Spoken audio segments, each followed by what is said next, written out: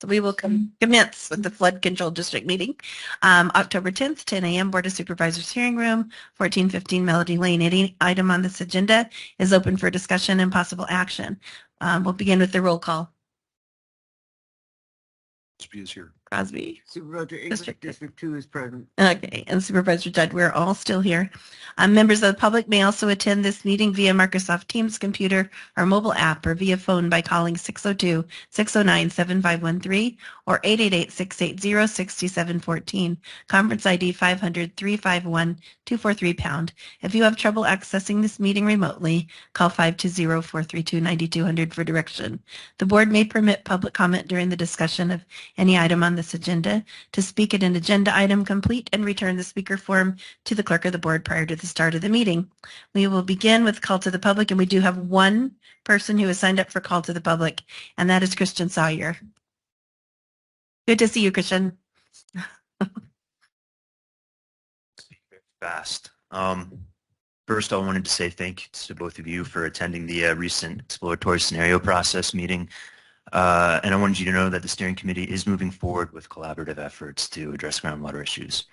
I'll share about the floodplain later, but I wanted to speak a little bit about the owner-builder amendment.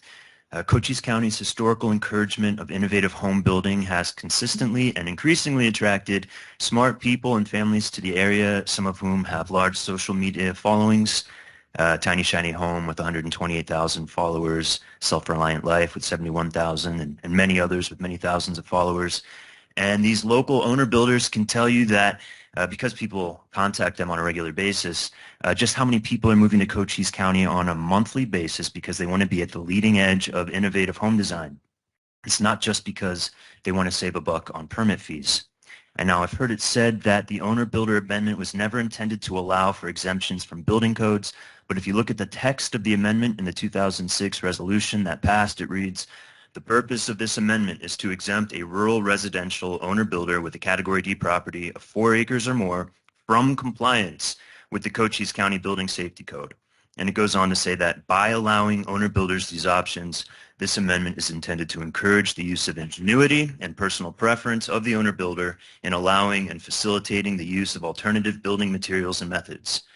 But in 2010, the amendment was updated to address zoning considerations, and the exemption from compliance language was quietly removed without any reasons given and without any discussion.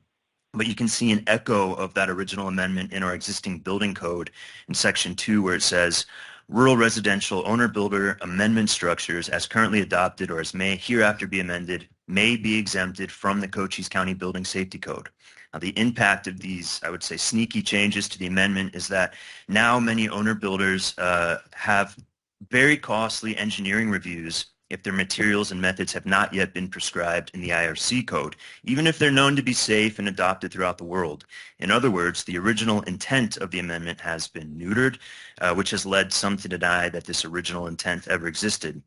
And I think everyone in the county would like to make sure that owner builders are not endangering themselves or others, and I believe we can create a compromise where an owner builder sign an affidavit which explains important IRC codes such as electrical and plumbing, and all the state requirements such as smoke detectors and septic systems that they can't be exempted from, but otherwise are allowed to build outside of code.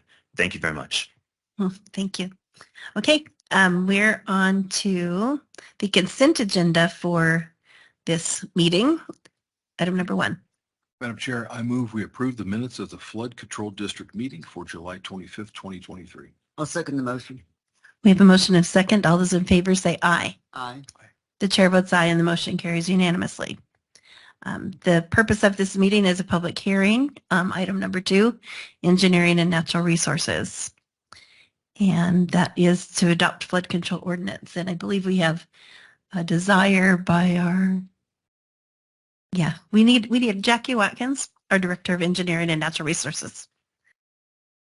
You want a motion on the floor before we have this? Should we do that? Yes, go ahead. Actually, can we have Jackie just make her statement, because I think it will affect what the board needs to do. Okay. Thank you. Madam Chair and Board, we're going to table, I'm asking to table this because it was brought up to our attention that we need to modify what we do for people that do not live in a regulatory floodplain, how they can still build earth homes. And that was not our intention to not let that happen or to not let basements happen. So we are going to modify it, and we will bring this to the board in the November 14th meeting.